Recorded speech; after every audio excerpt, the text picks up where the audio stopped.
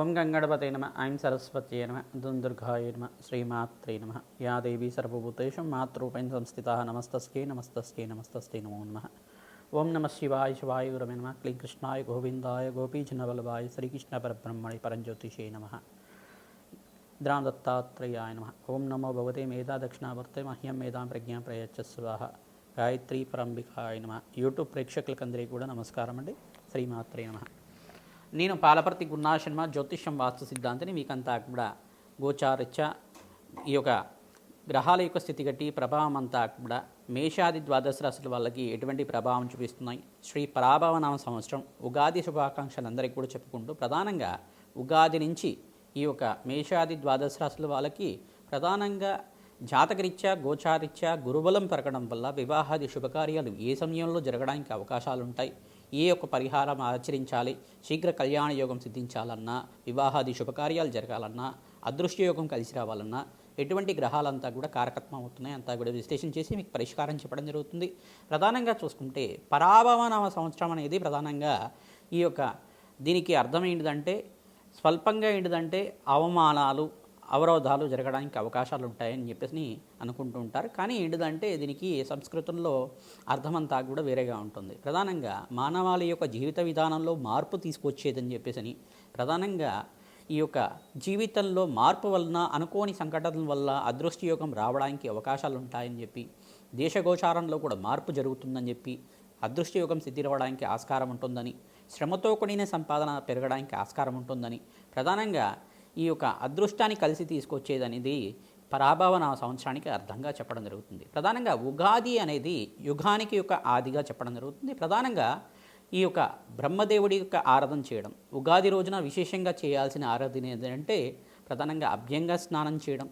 ఈ యొక్క నూనెతో అభ్యంగన స్నానం చేసిన తర్వాత నూతన వస్త్రాలు ధరించి కులదేవత ఆరాధన, బ్రహ్మదేవుడి యొక్క ఆరాధన చేసుకోవడం, విజయకేతనం అని చెప్పేసి బ్రహ్మకేతనం అని చెప్పేసి బ్రహ్మధ్వజం అని చెప్పేసి అంటారు.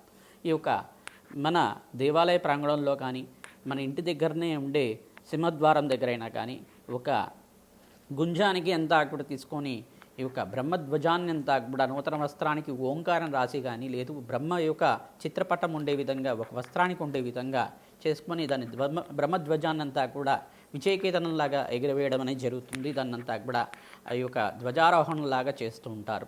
ఈ యొక్క బ్రహ్మకేతనం అంతా కూడా చేయడం వల్ల, బ్రహ్మధ్వజాన్ని అంతా కూడా ఈ యొక్క పూజ చేయడం వల్ల మనకి సృష్టిలో ఉండే సకల దోషాలంతా కూడా పోయి అదృష్టయోగం సిద్ధి రావడానికి ఆస్కారం ఉంటుంది. బ్రహ్మదేవుడి యొక్క ఆశీర్వాదం వల్ల, విధాత యొక్క ఆశీర్వాదం వల్ల జాతకరీత్యం ఉన్న సకల దోషాలకు పరిహారం జరిగి సర్వ సుఖాలు అనుభవించే విధంగా, సకల ఆనందమైన జీవితం జీవించే విధంగా రాజయోగాలు రాజభోగాలు అంతా కూడా సిద్ధిరవడానికి ఆస్కారం ఉంటుంది. ధనధాన్యాది సమృద్ధి కలగడానికి, అఖండమైన ఐశ్వర్య ప్రాప్తి కలగడానికి, విపరీత రాజయోగ సిద్ధిరవడానికి ఆస్కారం ఉంటుంది. ప్రధానంగా చూసుకుంటే గోచారిత్య గ్రహస్థితి ఈ రకంగా ఉంది. ఈ యొక్క పరాభవనామ సంవత్సరం అంతా కూడా 2026లో ఈ యొక్క ఉగాది నుంచి అంతా కూడా శ్రేష్టమైన ఫలితాలు పొందడానికి, భారతదేశానికి అంతా కూడా ప్రపంచ పటంలో అంతా కూడా జగద్విఖ్యాతం కలగడానికి ఆస్కారం ఉంటుంది. ప్రధానంగా చూసుకుంటే ఎగుమతులంతా కూడా మంచి జరగడానికి ఆస్కారం ఉంటుంది. ఈ యొక్క సకల దోష నివారణ అవడానికి ఈ సంవత్సరంలో సకల శుభాలు జరగడానికి ఆస్కారం ఉంటుంది. కావున మేషాది ద్వాదశ రాశుల వాళ్ళకి ఎటువంటి ఫలితాలంతా కూడా ఉన్నాయో తెలుసుకుందాం. ప్రధానంగా గోచారరీత్యా గ్రహస్థితి అంతా కూడా ఈ రకంగా ఉంది. ప్రధానంగా మీనరాశులు అంతా కూడా శని భగవానుడు అంతా కూడా సంచారం చేయడం, మరియు ఇక్కడ చూసుకుంటే ఈ యొక్క గోచారరీత్యా ఈ యొక్క బృహస్పతి సంచారం అంతా కూడా అతిచారంలో మిథున రాశి నుంచి కర్కాటక రాశికి ఉచ్చస్థానంలో జూన్ 1వ తారీఖు నుంచి మార్పు జరగడం, మరియు ఈ యొక్క బృహస్పతి యొక్క సంచారం అంతా కూడా అక్టోబర్ నెలలో అంతా కూడా చూసుకుంటే ఇక్కడ సింహరాశిలో అంతా కూడా అతిచారంలో కేతుగ్రహంతో పాటు కలిగితో పాటు ఉంటారు. తర్వాత కేతుగ్రహం అంతా కూడా డిసెంబర్ 5వ తారీఖు నుంచి ఈ యొక్క స్థాన చలనం జరుగుతుంది. రాహు యొక్క సంచారం అంతా కూడా చూసుకుంటే ప్రధానంగా కుంభరాశిలో సంచారం చేస్తూ డిసెంబర్ 5 తర్వాత ప్రధానంగా స్థాన చలనం జరుగుతుంది. ప్రధానంగా చూసుకుంటే గ్రహస్థితి ఈ రకంగా ఉంది. గోచారత్య శని భగవానుడు, బృహస్పతి, రాహు, కేతు యొక్క గోచార చక్రం అంతా కూడా ఆధారపడి ఉంటుంది. కావున ప్రధానమైన గ్రహాలన్నీ కూడా ఇవి ఉంటాయి. మిగతా గ్రహాలన్నీ కూడా వాటి స్థానచలనం జరగడం వల్ల, గ్రహాల యొక్క సంయోగం జరగడం వల్ల మేషాది ద్వాదశ రాశుల వాళ్ళకి ఎటువంటి ప్రభావం చూపిస్తున్నది విశ్లేషణ చేసి మీకంతా కూడా విశ్లేషణ చేసి చెప్పడం జరుగుతుంది. ప్రధానంగా ఈ యొక్క బృహస్పతి వారమైన గురువారం రోజున ఉగాది అంతా కూడా సంభవిస్తుంది. కావున ప్రధానంగా చూసుకుంటే రాజు గురువు అయినాడు. ప్రధానంగా ఈ గోచారిత్య గ్రహస్థితి ఈ రకంగా ఉంది కానీ వాళ్ళ ఫలితాలంతా కూడా చెప్పుకోవడం జరుగుతుంది. ప్రధానంగా చూసుకుంటే ఈ సంవత్సరం అంతా కూడా రాజు బృహస్పతి, నీరసాధిపతి గురువుడు మరియు మంత్రి కుజుడు, సస్యాధిపతి సేనాధిపతి అర్ఘ్యాధిపతి మేఘాధిపతి అంతా కూడా చంద్రుడు, సస్యాధిపతి శుక్రుడు, ధాన్యాధిపతి బుధుడు, రసాధిపతి సూర్యుడు. ఇక్కడ చూసుకుంటే ఈ సంవత్సరంలో నవనాయక ఫలితాలంతా కూడా ఈ రకంగా ఉంది.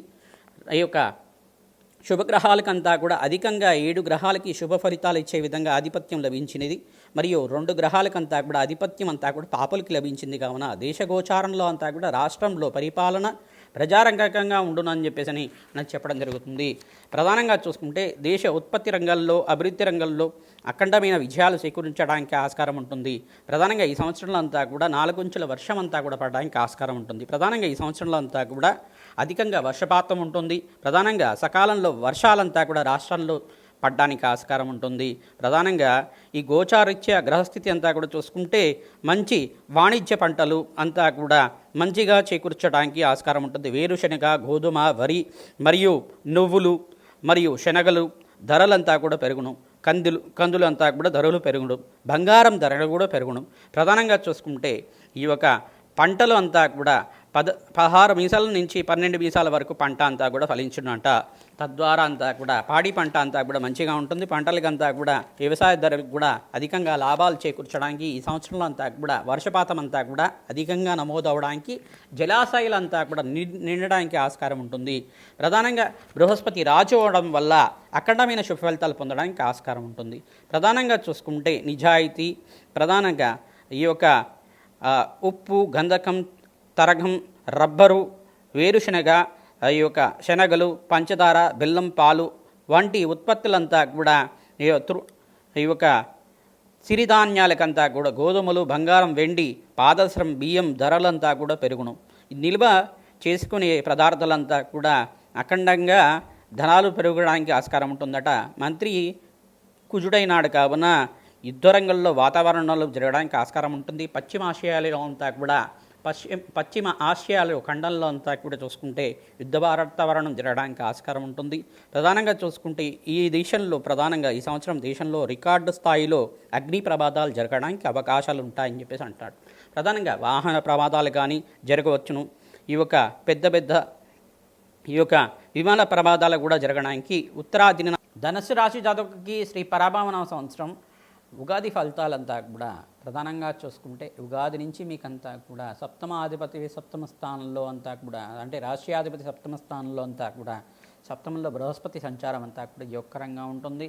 మరియు ఇక్కడ జూన్ 1వ తారీఖు నుంచి బృహస్పతి అంతా కూడా రాష్ట్రాధిపతి ఉచ్చస్థానంలో సంచారం కర్కాటక రాశిలో ప్రవేశం చేయడం వల్ల అదృష్టయోగం కలిసి వస్తుంది. ఆకస్మికంగా ధనయోగ ప్రాప్తి అవ్వడానికి ఆస్కారం ఉంటుంది. ఆకస్మికంగా ధన వ్యయం కూడా కలగడానికి ఆస్కారం ఉంటుంది. శ్రమతో కూడిన సంపాదన పెరుగుతుంది. రాజయోగ సిద్ధి అవ్వడానికి, వివాహాది శుభకార్యాలు జరగడానికి అంతా కూడా ఆస్కారం ఉంటుంది. ప్రతినిత్యం కూడా దత్తాత్రేయ కవచాన్ని పారాయణం చేయించడం, దత్తాత్రేయ చరిత్రనంతా కూడా పారాయణం చేసుకోవడం వల్ల అఖండ రాజయోగ ప్రాప్తి రావడానికి ఆస్కారం ఉంటుంది. వివాహాది శుభకార్యాలు జరగడానికి సంవత్సరంలో అంతా కూడా ధనుస్సు రాశి జాతకులకు అంతా కూడా అఖండ శుభ ఫలితాలు పొందడానికి ఆస్కారం ఉంటుంది. గృహయోగం సిద్ధి రావడానికి ఆస్కారం ఉంటుంది. శ్రమతో కూడిన సంపాదన పెరుగుతుంది. ఇక్కడ దశమ స్థానం అంటే దశమ దృష్టితోటి శని భగవానుడి యొక్క దృష్టి అంతా కూడా రాశి మీద పడుతుంది. కావున శని భగవానుడి యొక్క దృష్టి దోష నివారణార్థం మీదంతా కూడా శని భగవానుడికి జపము హోమాది కార్యక్రమం ఆచరించుకోవడం, శని భగవానుడి ప్రీతికరంగా తైలాభిషేకం చేయించుకోవడం, తిలలు దానం చేసుకోవడం వల్ల శ్రేష్టమైన ఫలితాలు పొందుతారు. అంగారక దోష నివారణార్థం ప్రతినిత్యం కూడా సుబ్రహ్మణ్య శాంతి హోమాది కార్యక్రమం ఆచరించుకోవడం, సుబ్రహ్మణ్య స్వామి వారి ప్రీతికరంగా ప్రతినిత్యం కూడా షష్ఠి తిథి రోజు కానీ, ఈ యొక్క పంచమి తిథి రోజు కానీ, ప్రధానంగా కృత్తికా నక్షత్రం ఉన్న రోజున కానీ సుబ్రహ్మణ్య స్వామి వారి కళ్యాణం ఆచరించుకోవడం వల్ల వివాహాది శుభకార్యాలు జరగడానికి ఆస్కారం ఉంటుంది. జాతకరీత్యా ఉన్న దోషాలకు పరిహారం ఆచరించుకోవడం వల్ల శుభకార్యాలు జరగడానికి ఆస్కారం ఉంటుంది. విదేశంలో స్థిరత్వం లభిస్తుంది. బృహస్పతి సంచారం, రాహుగ్రహ మార్పు వల్ల విదేశంలో స్థిరత్వం రావడానికి ఆస్కారం ఉంటుంది. సంఘంలో గౌరవం పెరగడానికి ఆస్కారం ఉంటుంది. అఖండమైన రాజ్యయోగ ప్రాప్తి రావడానికి ఆస్కారం ఉంటుంది. వృత్తిలో మార్పు జరగడానికి ఆస్కారం ఉంటుంది. ఉద్యోగంలో కూడా స్థానచలనం కూడా ఆస్కారం ఉంటుంది. ప్రతినిత్యం కూడా కులదైవత ఆరాధన, మహాలక్ష్మీదేవి ఆరాధన చేసుకోవడం వల్ల అఖండమైన ఐశ్వర్య ప్రాప్తి రావడానికి ఆస్కారం ఉంటుంది. శ్రీమాత్రే నమః.